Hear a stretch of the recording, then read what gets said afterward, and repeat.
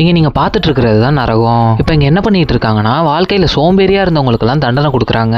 அதுவும் ஒரு தடவை 2 தடவைலாம் இல்ல, இந்த சக்கரம் சுத்திட்டு இருக்கப்பலாம் அவங்க நசுங்கி நசுங்கி வலியை அனுபவிப்பாங்க. இப்ப செத்து போன மனுஷங்களாம் அதுல இருந்து தப்பிக்கிறதுக்காண்டி தண்ணியில குதிக்கிறாங்க. அங்க பார்த்தா மனுஷங்களை திங்கிற பிரானா மீன்களா சுத்திட்டு இருக்கு. இப்ப அப்படிதான் அந்த நரகத்துக்கு பாத்தீங்கன்னா ஒரு ஃபயர்மேன் ஒருத்தர் வராரு. அவர் தன்னோட வாழ்நாள்ல பல உயிர்களை காப்பாத்திருக்காரு. இப்ப நரகத்தோட ராணியும் எதுக்காண்டி நீ பல உயிர்களை காப்பாத்துன அப்படின்னு கேக்குறாங்க.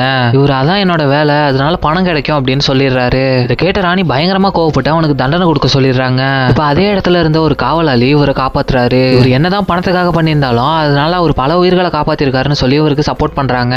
இதனால நரகத்தோட ராணியும் அவரோட வாழ்க்கையை ரீவைண்ட் பண்றாங்க. அப்படி பார்க்கும்போது தான் தெரியுது இவர் தன்னோட வாழ்நாள்ல பல இடத்துல வேலை பார்த்திருக்காரு. ஹோட்டல் வேலை, டெலிவரி பாய் வேலை, பப்ளிக் டாய்லெட் கிளீன் பண்ற வேலை, டிரைவர்னு சொல்லிட்டு ஏகப்பட்ட வேலையை பார்த்திருக்காரு. தன்னோட வாழ்நாள் ஃபுல்லுமே யாரையுமே ஏமாத்தாம உழைச்சு மட்டுமே வாழ்ந்திருக்காரு. அண்ட் இதெல்லாம் இவர் ஏன் பண்ணிருக்காருன்னு பாத்தீங்கன்னா தன்னோட அம்மாவோட உடல்நிலைக்காண்டியும் தம்பியோட படிப்பு செலவுக்காண்டியும் மட்டும்தான் அவர் பண்ணிருக்காரு. இதெல்லாம் கேட்டுட்டு இருந்த நரகத்தோட ராணியே கண் கலங்கி போய் இவரை சொர்க்கத்துக்கு அனுப்பிச்சு வச்சிடறாங்க.